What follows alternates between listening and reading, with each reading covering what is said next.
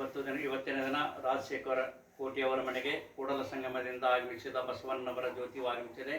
ಈ ಜ್ಯೋತಿಯ ಕಾರ್ಯಕ್ರಮದ ಸಾನ್ನಿಧ್ಯ ವಹಿಸಿದಂಥ ಪ್ರಭುಲಿಂಗ ಸ್ವಾಮೀಜಿಯವರ ಅವರಲ್ಲಿ ವಂದಿಸಿ ಇವತ್ತು ಆಗಮಿಸಿದಂಥ ಎಲ್ಲ ಶರಣ ಬಂಧುಗಳಿಗೆ ತಾಯಿಂದರೆ ತಮ್ಮೆಲ್ಲರಿಗೂ ಅನಂತ ಶರಣಾರ್ಥಿಗಳು.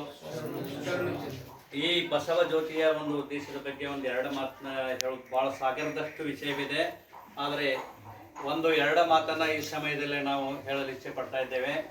ಏನಂತಾರೆ ಸಾಹಿತ್ಯಗಳು ಏನು ಹೇಳ್ತಾರೆ, ರಂಜಾನ್ ದರ್ಗಾ ಅವರು ಅಂತಂದ್ರೆ ಬಸವಣ್ಣನವರು 12ನೇ ಶತಮಾನದಲ್ಲಿ, ಅದಕ್ಕಾಗಿ ಎಲ್ಲರೂ ಸಾಕಾರದ ಇಷ್ಟಲಿಂಗ ಹಿಡಿದ ಕಾಸ ನಾವು ನಮ್ಮ ಒಳಗಿರುವಂತ ಆತ್ಮವನ್ನ ಅರಿವು ಮಾಡಿಕೊಳ್ಳೋದೇ ಲಿಂಗಾಯತ ಧರ್ಮದ ಒಂದು ಸಿದ್ಧಾಂತ.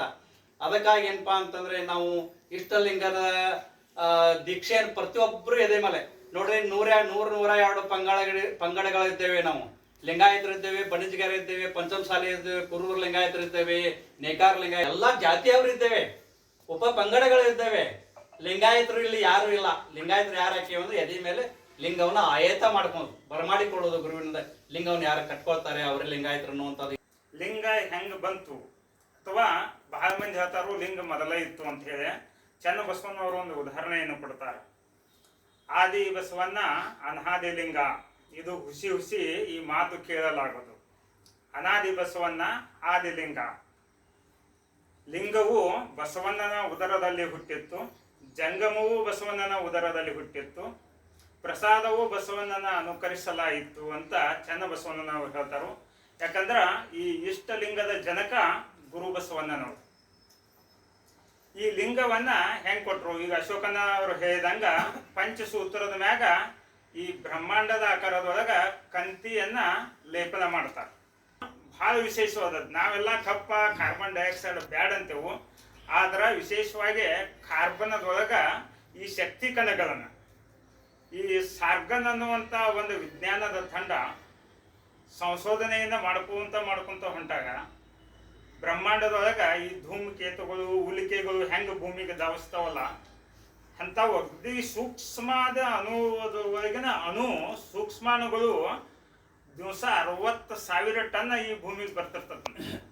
60,000 ಟನ್ಗಳು ಈ ಭೂಮಿಗೆ ಅದ ನೀವು ದೀಪಕನ ಅವ್ರಿಗೆ ಎನರ್ಜಿ ಅನ್ನುವಂತ ಶಕ್ತಿ ಕಣಗಳು ಭೂಮಿಗೆ 60,000 ಟನ್ ಬರ್ತಾ ಇರ್ತಾವ. ಅಂತ ಕಣಗಳನ್ನ ಏನಾದ್ರೂ ಸ್ವೀಕಾರ ಮಾಡ್ಬೇಕಂದ್ರೆ ಅಲ್ಲಿ ಕಾರ್ಬನ್ ಬೇಕು.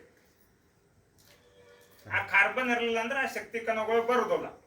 ಮತ್ತೆ ಇನ್ನು ಗುರು ಬಸವಣ್ಣನವರು ಅದನ್ನ ಚುರುಕಾಗಿ ಅಂಗೈ ಒಳಗ ಯಾಕೆ ಕೊಟ್ರು? ಬ್ಯಾರೆ ಎಲ್ಲಾದ್ರೂ ಒಂದು ಜಗಲಿ ಮ್ಯಾಗ ಎಲ್ಲಾರ ಇಟ್ಟು ಪೂಜೆ ಮಾಡಬಹುದಾಗಿತ್ತಲ್ಲ.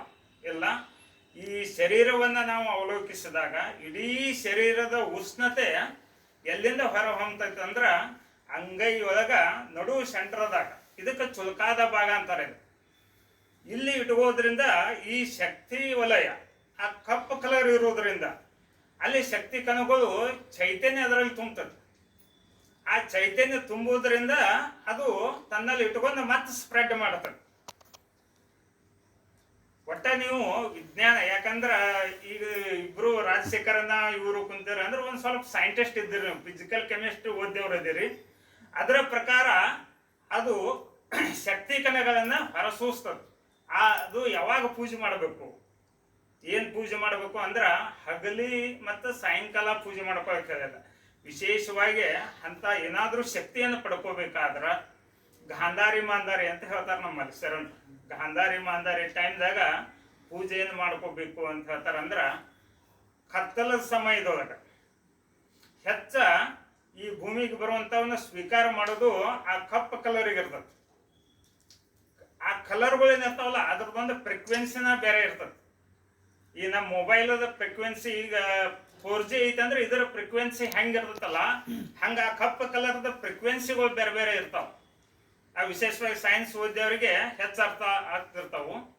ಅಂಥವು ಬಂದಾಗ ಅವು ಎದರ ಮುಖಾಂತರ ನಮ್ಮಲ್ಲೇ ನಾವೇನು ತಿಳ್ಕೊಂಡೆವು, ಪರಮಾತ್ಮ ಹೃದಯ ಭಾಗದಲ್ಲಿದ್ದಾನೆ ಅಂತ ತಿಳ್ಕೊಂಡೆವು. ಹೃದಯ ಅಂದ್ರೆ ಈ ಹೃದಯ ಅಲ್ಲ, ಪರಮಾತ್ಮ ಇದು ಹಾರ್ಟ್, ಇದು ಬರೇ ರಕ್ತವನ್ನ ಪಂಪ್ ಮಾಡುವಂಥದ್ದು. ಇದು ನಾವು ತಿಳ್ಕೊಂಡಂಗ ಹೃದಯ, ಶರಣರ ಪ್ರಕಾರ ಹೃದಯ ಇದಲ್ಲ.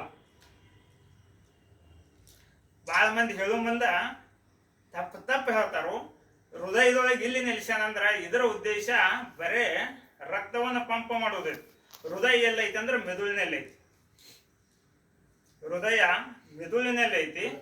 ಹೆಂಗಂದ್ರ ಭೂಮಿಯಾಗ ಗಿಡಗಳಿಗೆ ಬೇರುಗಳು ಹೆಂಗ ಭೂಮಿಯಾಗ ಹೋಗ್ತಾವೋ ಇದು ಮಾನವ ಶರೀರ ಬೇರೆ ಐತಿ.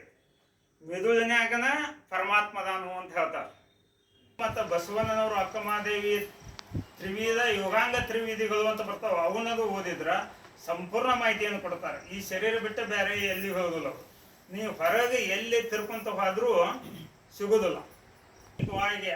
ಆರ್ಥಿಕವಾಗಿ ಸಾಮಾಜಿಕವಾಗಿ ಎಲ್ಲವನ್ನ ಮಾಡಿದ್ದಾರೆ. ನೀವು ಯಾವ್ಯಾವ ಕಾನ್ಸೆಪ್ಟ್ ಬೇಕು ಎಲ್ಲ ಕಾನ್ಸೆಪ್ಟನ್ನು ಗುರು ಬಸವಣ್ಣನವರು ಅವತ್ತನ್ನ ರೆಡಿ ಮಾಡಿದ್ದಾರೆ. ತಿಳಿತಕ್ಕಂಥದ್ದು ಭಾಳ ಅಂದ್ರೆ ಭಾಳ ಐತಿ. ಆದರೆ ನಾನು ಒಂದು ವಚನದಲ್ಲಿ ಹೇಳ್ತೇನೆ, ನಾವು ಕೇಳಿದಷ್ಟು. ಮರದೊಳಗೆ ಮಂದಾಗ್ನಿಯ ಉರಿಯದಂತಿರಿಸಿದೆ, ಕೆನೆ ಹಾಲೊಳಗೆ ತುಪ್ಪುವ ಕಂಪಿಲ್ಲದಂತಿರಿಸಿದೆ, ಶರೀರದೊಳಗೆ ಆತ್ಮನ ಅರು ಕಾಣದಂತಿರಿಸಿದೆ, ನೀ ಬೆರೆಸಿದ ಬೇಗಕ್ಕೆ ನಾ ಬೆರೆಗಾದನೆಯ ರಾಮನಾಥ ಅಂತಕ್ಕಂಥದ್ದನ್ನು ಹೇಳದ ದಾಸಿಮಯ್ಯನವರು ಭಾಳ ಮಾರ್ಮಿಕವಾಗಿರ್ತಕ್ಕಂಥ ಒಂದು ವಚನವನ್ನು 12ನೇ ಶತಮಾನದಲ್ಲಿ ಹೇಳ್ತಾರೆ. ವಚನ ಚಳವಳಿ ಅಂತಂದ್ರೂ ಅಡ್ಡಿ ಆಗ್ಲಿಕ್ಕಿಲ್ಲ. ವಚನ ಸಾಹಿತ್ಯ ಅವಗುಣ ಬೆಳಕಿಗೆ ಬರಬೇಕಾಗಿತ್ತು, ಅದು ಬರಲಿಲ್ಲ. ಅದಕ್ಕಾಗಿ ನಡಕಾದ ಅಲ್ಲೇ ಇಲ್ಲೇ ಕೂತಿತ್ತು. ಮತ್ತು ಪ್ರಭು ಹಳಕಟ್ಟಿ ಅಂತವರ ಮಹಾ ಗುರುಗಳು ಬಂದರು. ಆನಂತರ ಲಿಂಗಾನಂದ ಅಪ್ಪಾಜಿಯವರು ಬಂದರು, ಮಾತಾಜಿಯವರು ಬಂದರು. ಮುಖ್ಯವಾಗಿ ಇವತ್ತಿನ ದಿವಸ ತಮ್ಮ ಮನೆಗೆ ಬಸವ ಜ್ಯೋತಿ, ಬಸವಣ್ಣನ ಜ್ಯೋತಿ ನಿಮ್ಮ ಮನೆಗೆ ಬಂದಿದೆ ಅಂತಂದ್ರೆ ನೀವು ಅಜ್ಞಾನದಿಂದ ಜ್ಞಾನದ ಕಡೆಗೆ ಸಾಗ್ತಾ ಇದ್ದೀರಿ ಅಂತ. ಅದರಿಂದ ಪ್ರಯೋಜನಗಳೇನ ಆಗ್ತಾವ ಅನ್ನುವಂಥದ್ದು ನಾವು ಹೇಳಿದ್ದಾರೆ. ಆದರೆ ಆ ಲಿಂಗ ಕಟ್ಟಿಕೊಂಡ ಮೇಲೆ ಅನುಭವದ ವಿಚಾರಗಳಿಗೆ ಬರಬೇಕು. ಸುಮ್ಮನೆ ಲಿಂಗ ಕಟ್ಟಿಕೊಂಡಿವಿ, ಅದರ ಅನುಭವ ಹೀಗಾಯಿತು, ಮತ್ತೊಂದು ರೀತಿಯಿಂದ ನಮಗೆ ಶಾರೀರಿಕವಾಗಿ ಲಾಭ ಆಯಿತು, ಇನ್ನು ಮಾನಸಿಕವಾಗಿ ಯಾವ ರೀತಿ ಲಾಭ ಆಗಬಹುದು ನೋಡ್ರಿ. ನಮ್ಮ ತಾಯಂದಿರು ಮದುವೆಯಾಗಿ ಕೆಲವು ತಿಂಗಳ ನಂತರ ಗರ್ಭಧಾರಣೆ ಮಾಡೋ ತಿಂಗಳಿಗೆ ಯಾಕೆ ಕಟ್ಟಿದ್ರು, ಇಲ್ಲಿ ನಿಜವಾಗಿರ್ತಕ್ಕಂಥ ತತ್ವ ಅಡಗಿದೆ. ಅದನ್ನ ಅದಕ್ಕಿಂತ ಪೂರ್ವದೊಳಗೆ ಕಟ್ಬೋದಿತ್ತಲ್ಲ, ಅಥವಾ ಅದು ಮೀರಿದ ಮೇಲೆ ಕಟ್ಬೋದಿತ್ತಲ್ಲ. ಯಾವಾಗ ಒಂದು ಮಣ್ಣು ಅದು ಸಂಸ್ಕಾರಗೊಂಡಾಗ ಹದವರಿತಾಗ ಮಾತ್ರ ಅದು ಮನೆ ಕಟ್ಟಲು ಯೋಗ್ಯನೋ, ಹಾಗೆ ತಾಯಿಯ ಗರ್ಭದಲ್ಲಿ ಮಗು ಆಲಿಸುವಂತ ವಿಷಯ ಏನಿದೆಯಲ್ಲ, ಆ ಸಂದರ್ಭದೊಳಗೆ ಅದಕ್ಕೆ ತಿಳುವಳಿಕೆ ಬಂದಿರ್ತದೆ. 8 ತಿಂಗಳಿಗೆ ಅಂದ್ರೆ ಹೊರಗಿನಿಂದ ಗ್ರಹಿಸುವ ಶಕ್ತಿ ಆ ತಾಯಿಯ ಗರ್ಭದೊಳಗೆ ಇದ್ದಾಗಲೇ ಮಗುವಿಗೆ ಬಂದಿರ್ತದೆ. ಆ ತತ್ವ ವಿಚಾರವನ್ನು ಇಟ್ಕೊಂಡು ಬಸವಣ್ಣನವರು 8 ತಿಂಗಳಿಗೆ ಮಹಿಳೆಯರಿಗೆ ಗರ್ಭಧಾರಣೆಯನ್ನ ಮಾಡಬೇಕು ಅನ್ನುವಂಥ ವಿಚಾರದೊಳಗೆ ಗರ್ಭಲಿಂಗ ಧಾರಣೆ. ಹಾಗೆ ಅಪ್ಪ ಅವ್ರನ್ನ ಕರೆಸಿ ನಾವು ಆ ಲಿಂಗ ವಿಚಾರವನ್ನ ತಿಳಿಸಿ ಆ ಮಗು ಹೊಟ್ಟೆಯೊಳಗೆ ಇದ್ದಾಗಲೇ ಅದನ್ನ ಕಟ್ಟುವಂತ ವ್ಯವಸ್ಥೆ ಮಾಡಿದ್ವಿ. ಕಾರಣ ಅದಕ್ಕೆ ಸಂಸ್ಕಾರ ಅಲ್ಲಿಂದ ಶುರುವಾಯಿತು. ಮಗುದ ಹಿಡಿದು ನಾವು ಏನ್ ಮಾಡಬೇಕಾಗಿದೆ ಇವತ್ತು ದಿವಸ, ನಾವು ಮನುಷ್ಯರೇ ಬೆಳೆಯುತ್ತಾ ಏನಾಗಬೇಕು, ನಾವು ನಿಜವಾದ ದೇವಮಾನವರಾಗಬೇಕೇ ವಿನಃ ಬರೀ ನರಮನುಷ್ಯರಾಗಿ ಸಾಯುವುದು ನಮ್ಮ ಧರ್ಮದಲ್ಲಿ ಇಡವೇ ಇಲ್ಲ. ನಮ್ಗೆ ಆತ್ಮಹಸಿವು ಗೊತ್ತಿಲ್ಲ, ನಮಗೆ ಏನು ಗೊತ್ತು, 3 ಹೊತ್ತು ಊಟ ಮಾಡೋದು ಮಾತ್ರ ಗೊತ್ತು. ಆದ್ರೆ ನಿಜವಾದ ಆತ್ಮಹಸಿವು ಅನುಭಾವಿಗಳನ್ನ ಕೇಳಿಕೊಂಡು ಹೋದಾಗ ಆತ್ಮದ ಹಸಿವಿಗೆ ನಾವು ತೊಡಗಲಿಕ್ಕೆ ಸಾಧ್ಯ ಅದ. ಹಾಗಾಗಿ ಆತ್ಮದ ಹಸಿವು ನೀಗಿಸಬೇಕಾದ್ರ ಎಲ್ಲ ಅನುಭವಗಳನ್ನ ತೆಗೆದುಕೊಂಡು ಆತ್ಮದ ಹಸಿವನ್ನು ನೀಗಲಿಕ್ಕೆ ಸಾಧ್ಯ ಅದ. ನಾವು ದೇವರ ಮಕ್ಕಳ ಅನ್ನೋಕ್ಕಿಂತ ನಾವೇ ದೇವರಾಗ್ಲಿಕ್ಕೆ ಸಾಧ್ಯತೆ ಅಂತಕ್ಕಂಥ ಮಾತನ್ನ ಅಪ್ಪಾಜಿಯವರು ಬಹಳ ಅದ್ಭುತವಾಗಿ ಅವತ್ತು ಅನುಭವ ನೀಡಿದ್ದಾರೆ. ಇವತ್ತಿನ ದಿನ ಈ ಸಂಜೆಯ ಒಂದು ಕಾರ್ಯಕ್ರಮವಾಗಿ ನಮ್ಮ ಶರಣರಾಗಿರ್ತಕ್ಕಂಥ ಕೋಟಿಯವರು ರಾಜಶೇಖರ್ ಕೋಟಿ ಕುಟುಂಬದವರು ಈ ಜ್ಯೋತಿಯನ್ನು ಬಹಳ ಭಕ್ತಿಯಿಂದ ಬರಮಾಡಿಕೊಂಡು ಇಲ್ಲಿವರೆಗೆ ಗುರು ಪೂಜೆ ಮಂತ್ರ ಪಠಣ ಪ್ರಾರ್ಥನೆಯನ್ನು ಮಾಡಿದ ಈ ಚಿಂತನೆಯ ಕಾರ್ಯಕ್ರಮ ಎಲ್ಲ ಕಾರ್ಯಕ್ರಮಕ್ಕೆ ಅನುವು ಮಾಡಿಕೊಟ್ಟಿರ್ತಕ್ಕಂಥ ಕಿತ್ತೂರು ರಾಷ್ಟ್ರೀಯ ಬಸವದಳದ ಎಲ್ಲ ಪದಾಧಿಕಾರಿಗಳಿಗೂ ಶರಣ ಬಂಧುಗಳಿಗೂ ಒಟ್ಟಾರೆ ಆಗಮಿಸಿ ತಮ್ಮ ಅನುಭವವನ್ನು ಹಂಚಿಕೊಂಡಿರ್ತಕ್ಕಂಥ ಶರಣ ಬಂಧುಗಳಿಗೆ, ತಾಯಂದಿರಿಗೆ, ಮುದ್ದು ಮಕ್ಕಳಿಗೆ ನನ್ನ ಶರಣಾರ್ಥಿ. ಶರಣು ಆದರೂ ಸಹಿತ ಒಂದೊಂದು ಕಡೆ ಬಹಳಷ್ಟು ಅಣುಮುಟ್ಟ ಪ್ರಶ್ನೆ ಅಂತಂತಾರೆ, ಅಣುಮುಟ್ಟ ಪ್ರಶ್ನೆ ಮಾಡ್ತಿರ್ತಾರೆ. ಮತ್ತು ಒಳಗೊಂದು ಆತ್ಮಲಿಂಗು ಅಂತಂದು ಐತ್ರಿ, ಮತ್ತ್ಯಾಕೆ ಹೊರಗೆ ಬೇಕು ಲಿಂಗು ಅಂತಂತಾರೆ. ಏನ್ರಿ, ಒಳಗೊಂದು ಆತ್ಮಲಿಂಗು ಐತೆ ಅಂತ ಹೇಳ್ತೀರಿ ನೀವೇ, ಮತ್ತು ಹೊರಗೆ ಹಾಕಬೇಕು, ಇದು ನಾಟಕೀಯವಾಗಿಲ್ಲ, ತೋರಿಕೆ ಹಾಕ್ಬೇಕು, ನಮಗೆ ಒಳಗೆ ಐತಲ್ಲ ಅಂತ ಅದಕ್ಕೊಂದು ಉದಾಹರಣೆ ನೆನಪಿ ಬರುತ್ತೆ. ಆ ಉದಾಹರಣೆ ಹೇಳಿ ನಾನು ಒಂದು ಪ್ರವಚನ ಮುಗಿಸ್ತೀನಿ. ಹೀಗೆ ಒಂದು ಊರಾಗ ಒಬ್ಬ ರೈತ ಇದ್ದ. ರೈತ ಅವನದೊಂದು ಆಕಳದೇನೋ ಬಿದ್ದು ಚಪ್ಪಿ ಮುರ್ಕೊಂಡಿತ್ತು, ಚಪ್ಪಿ ಪೆಟ್ಟಿತ್ತು. ಅದಕ್ಕೆ ಅವ ಏನು ಮಾಡಿದ, ರೈತ ಆಕಳ ತೊಗೊಂಡು ಡಾಕ್ಟರ್ ಕಡೆಗೆ ಹೋದ. ಡಾಕ್ಟರ್ ಕಡೆ ಹೋಗಿದ್ದ ಅವರು ಡಾಕ್ಟರ್ ಏನು ಹೇಳಿದರು, ಇದಕ್ಕೆ ತುಪ್ಪ ಹಚ್ಚ್ರಿ ಅಂತಂದ್ರು. ತುಪ್ಪ ಚಪ್ಪಿ ರೋಗ ಅದು ಆರಾಮ ಆಗ್ಬೇಕಾರ ಅದಕ್ಕೆ ತುಪ್ಪ ಹಚ್ಚ್ರಿ ಅಂತೇಳಿ ಡಾಕ್ಟರ್ ಹೇಳಿದ್ರು. ಅಷ್ಟು ಹೇಳಿದ್ರು. ಹೋಗಿಂದ ಮನ್ಯಾಗ ಹೋಗಿಂದ ವಿಚಾರ ಮಾಡಿದವ. ದೀಡ ಪಂಡಿತ್ ಇದ್ದನ್ರಿ ಆ ದೀಡ ಪಂಡಿತ ಇದ್ದ. ಅವ ವಿಚಾರ ಮಾಡಿದ, ತುಪ್ಪ ಹಚ್ಚಂತಂದಾರಲ್ಲ ಡಾಕ್ಟ್ರು, ತುಪ್ಪ ಎಲ್ಲಿಂದ ಬರತ್ತೈತಿ ಅಂತ ವಿಚಾರ ಮಾಡಿದವ. ತುಪ್ಪ ಎಲ್ಲಿಂದ ಬರತ್ತಿ, ಹಾಲಿನಿಂದ ಬರತ್ತಿ. ಮತ್ತು ಹಾಲು ಎಲ್ಲಿ ಬರ್ತಾವು, ಆಕಳ ಮೇಯಾಗಿನ ಇದಾವೆ ಹಾಲು, ಮತ್ತೆ ಯಾಕೆ ನಾನು ಹಚ್ಚಬೇಕು ಅಂತ ತಿಳ್ಕೊಂಡವ ತುಪ್ಪ ಹಚ್ಚಲಿಲ್ಲ. ಹಿಂಗ ವಿಚಾರ ಮಾಡಿದ ತಾನೇ. ತುಪ್ಪ ಎಲ್ಲಿಂದ ಬರತ್ತಿ, ಬೆಣ್ಣೆಯಿಂದ ಬರತ್ತಿ, ಮೊಸರಿನಿಂದ ಬರ್ತೈತಿ. ಹಾಲು ಹೆಪ್ಪೆ ಹಾಕಿದಾಗ ಹಾಲಿಂದ ಬರ್ತಾವೆ, ಆಕಳು ಕೆಚ್ಚಲ್ಲಾಗದವು, ಮತ್ತು ಅಲ್ಲೇ ಆರಾಮಾಗುತ್ತವೆ. ಮತ್ತೆ ಯಾಕೆ ಹಚ್ಬೇಕು ಒಂದವ ಏನ್ರಿ, ಮತ್ತೆ ಯಾಕೆ ಹಚ್ಬೇಕು ಅಂತ ತಿಳ್ಕೊಂಡು ಅಂದು 8 ದಿನ ಮಟ್ಟ ಹಚ್ಚಲಿಲ್ರಿ. ಹಂಗಾಗಿ ನೋಟ್ ಅದು ರೋಗ ಹೆಚ್ಚಿಗೆ ಆಯ್ತು. ಆಮೇಲಿಂದ ಮತ್ತೆ ದವಾಖಾನೆಗೆ ಹೋದಲ್ರಿ ಅವ್ರು ಡಾಕ್ಟರ್ ಕಡೆಗೆ ಹೋಗಿ ಅವಾಗ ಹೇಳಿದವ, ಮತ್ತು ಇನ್ನೂ ನಮ್ಮ ಆಕಳದ್ದು ಚಪ್ಪಿ ನಾನು ಕಮ್ಮಿನೇ ಆಗಿಲ್ರಿ, ಅದ್ರ ಚಂದಾಗ ಅಡ್ಡಾಡಕ್ಕೆ ಬರೋದು ಮತ್ತು ನಾ ಹೇಳಿದ್ದು ಮಾಡಿ ಏನಪ್ಪ ಅಂದ. ಅವ್ರು ಡಾಕ್ಟ್ರ್ ನಾ ಹೇಳಿದ್ದು ಮಾಡಿದೇನಪ್ಪ ಅಂತಂದ. ಅದಕ್ಕೂ ಅವ ಅಂದ, ಡಾಕ್ಟ್ರೇ ನೀವು ಹೇಳಿದ್ದೇನೋ ಸರಿ ಐತಿ, ಖರೆ ನಾ ವಿಚಾರ ಮಾಡಿದ್ದೆ ಮನೆಗೆ ಹೋಗಿಂದ, ಇದು ತುಪ್ಪ ಎಲ್ಲಿಂದ ಬರ್ತೈತಿ, ಬೆಣ್ಣೆಯಿಂದ, ಹಿಂಗೆಲ್ಲ ವಿಚಾರ ಮಾಡೀನಿ. ಮತ್ತು ಅಲ್ಲೇ ಆಕಳ ಕೆಚ್ಚಲ್ದಾಗಿನ ಹಾಲು ಅದಾವಲ್ರಿ, ಅದಕ್ಕೆ ಮತ್ತೆ ಯಾಕೆ ಹಚ್ಬೇಕು, ಅದಕ್ಕೆ ಬ್ಯಾರೆ ಮಾಡಿ ಅಂತ ಅಂದ. ಅಂದ್ಕೂಲೆ ಡಾಕ್ಟರ್ ಸಿಟ್ಟು ಬಂತು. ಏನು ಪಂಡಿತ ದೇಪ ಗೀಡು ಪಂಡಿತ, ಅದೆಲ್ಲ ಒಂದು ಕ್ರಿಯೆ ನಡಿಬೇಕಲ್ಲ. ಅಲ್ಲೇ ಹಾಲು ಹಿಂಡಬೇಕು, ಕಾಸಬೇಕು, ಕಾಯಿಸಿದ ಕೂಲೆ ಅದಕ್ಕೆ ಕೆಪ್ಪಾಕಕ್ಕೆ ಬರ್ತಾರೆ.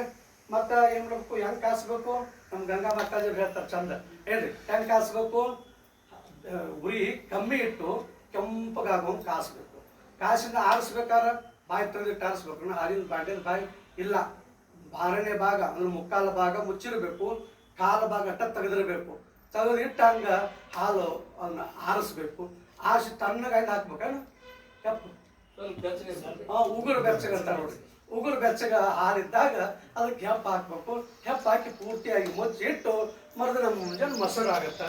ಆವಾಗ ಮೊಸರು ಅದ್ರ ಬಾಂಡ್ಯಕ್ಕೆ ಹಾಕಿ ಅದನ್ನ ಕಟಿಬೇಕು. ಕಟ್ಟದಾಗ ನೀರು ಹಾಕಿ ಮೊಸರು ಹಾಕಿ ಕಟಿಬೇಕು. ಕಟ್ಟದಿಂದ ಬೆಣ್ಣೆ ಬರೋದಕ್ಕೆ ಆ ಬೆಣ್ಣೆಯನ್ನು ಕಾಸಿರೋ ತುಪ್ಪ ಆಗುತ್ತೆ. ಆ ತುಪ್ಪ ಹಚ್ಚಂತ ನಾನು ಹೇಳಿನಿ, ನೀವು ಅದ್ರ ಹೊಟ್ಟೆಗೆ ಐತಂತ ತಿಳ್ಕೊಂಡು ಅಂದ್ರೆ ಹೆಂಗಪ್ಪ ಅಂತ ತಿಳ್ಕೊಂಡು ಡಾಕ್ಟ್ರ ಅವರಿಗೆಲ್ಲ ಬೇದು ಹೇಳಿದ ಅಂತ. ಅಂದ್ರೆ ಈ ಕ್ರಿಯೆ ನಡಿಬೇಕು. ಆ ಕ್ರಿಯೆ ನಡಿಬೇಕಂದ್ರೆ ನಾವು ಅಂಗದ ಮೇಲೆ ಲಿಂಗ ಕಟ್ಟಬೇಕು. ಭಾಳಷ್ಟು ಜನ ದೀಡು ಪಂಡಿತರು ಅದಾರಿ, ಈಗಲೂ ಜಗತ್ತಿನ ಸಾಕಷ್ಟು ಜನ ಅದಾರ, ನಾವು ನೋಡ್ತಾ ಇರ್ತೀವಿ.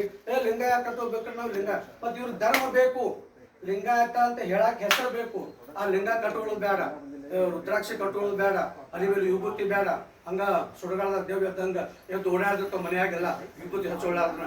ಇದಕ್ಕೆ ಇಂಥವೆಲ್ಲ ಬೇಕು, ಮತ್ತು ಧರ್ಮನೂ ಬೇಕು. ಇವು ಮಾತ್ರ ಕ್ರಿಯೆ ಮಾಡೋದು ಮಾತ್ರ ಬೇಡ. ಆರಾಮ್ ಚಂದಾಗಿ ಏನೇನೇನೋ ಬಡ್ಕೊಂಡು ಒಂದು ಕ್ವಿಂಟಲ್ ಗಟ್ಟೆ ಬಡ್ಕೊಂಡು ಇರ್ತಾರೆ ಅಷ್ಟೇ ಹೊರತು ಅವನು ಬಡ್ಕೋಲಿ. ಆದ್ರೆ ನಮ್ಮ ಭಾಳ ನೋವಿಂದ ಹೇಳ್ತಾ ಇದ್ದೀನಿ ನಮ್ಮ ಮಾತಿನ ಎಲ್ಲ ಕಡೆ. ಈಗಾಗಲೇ ನಾನು ಸುಮಾರು 55-60 ಕಾರ್ಯಕ್ರಮ ಅದು ಇದೇ ಕಿತ್ತೂರ್ದಾಗ ಹಳ್ಳಿಯಾಗ ಎಲ್ಲ ಸೇರಿ ಎಲ್ಲ ಕಡೆ ನೋಡ್ತಾ ಇದ್ದೀವಿ. ಎಷ್ಟು ಹೇಳ್ಬೇಕು, ಎಷ್ಟು ಯಾರ ಅಂಗದ ಮೇಲೂ ಲಿಂಗ ಕಾಣವಲ್ದು ಎಲ್ಲ ಹೇಳ್ತಾ ಇದ್ದೀನಿ. ನಮ್ಮ ಲಾಂಛನದವ್ರು 3 ದೂರಿಂದ ಕಾಣೋದು ವಿಭೂತಿ, ಸಮೀಪ ಬಂದಿಂದ ಕಾಣೋದು ರುದ್ರಾಕ್ಷಿ, ಇನ್ನೂ ಸಮೀಪ ಬಂದಿಂದ ಕೊಳ್ಳಾಗ ದಾರ ಕಂಡು ಅಂದ್ರೆ ದೃಷ್ಟಿ ಹೋಗುತ್ತೆ ಕೊಳ್ಳ ಕಡೆಗೆ. ದಾರ ಕಂಡು ಅಂದ್ರೆ ಇವ್ರು ಪಕ್ಕ ಲಿಂಗ ಅಂತ ಅಂತೀವಿ ಅಂತ ಹೇಳ್ತೀವಿ. ಮತ್ತು ದೀಕ್ಷೆನೂ ಕೊಡ್ತೇವೆ ಅಂತ ಹೇಳಕತ್ತೀವಿ. 23 ತಾರೀಕಿಗೆ ನಾವು 24ಕ್ಕೆ ಬಸವ ಜ್ಯೋತಿ ಕಾರ್ಯಕ್ರಮ ಮುಕ್ತಾಯ ಸಮಾರಂಭ ಐತಿ. 23ಕ್ಕೆ ದೀಕ್ಷೆ ಕೊಡ್ತೀವ್ರಿ. ಎಷ್ಟು ಮಂದಿ ಹೆಸರು ಕೊಡ್ತೀವಿ ಕೊಡ್ರಿ ಅಂದ್ರೆ ಒಬ್ಬರ ಬಂದು ನಮ್ಮ ಕಡೆ ಕೊಡ್ಬೇಕಲ್ಲ. ಸ್ವಾಮೀಜಿ ನಮ್ಮ ಹೆಸರು ಬರ್ಕೊಡ್ರಿ, ಮತ್ತು ನಾಳೆ ಲೇಟ್ ಆಗುತ್ತೆ, ಈಗ ಬರ್ಕೊಂಡ್ರಿ ಅಂತ ಅನ್ನೋರು. ನಾವು ಕೋಟಿಯವ್ರ ಕಡೆ ಬರ್ಕೋರಿ ಅಂತ ಇವ್ರಿಗೆ ಹೇಳ್ಯಾರ ಅವರು ಅಧ್ಯಕ್ಷರು. ಇವರು ಹ್ಞೂ ಅಂತಂದ್ರೆ ಅವ್ರು ಇನ್ನೂ ಒಂದು ಅಂಕಿನೂ ಹೇಳೋಲ್ರಿ, ಇಷ್ಟು ಮಂದಿ ಬರ್ಸ್ಯಾರ ಅಂತ ತಿಳ್ಕೊಂಡ್ರು ಅಂದ್ರೆ ಎಷ್ಟು ನಮ್ಮ ಮನಸ್ಸಿಗೆ ನೋವು ಅನಿಸುತ್ತೆ ನಿಜವಾಗಿ.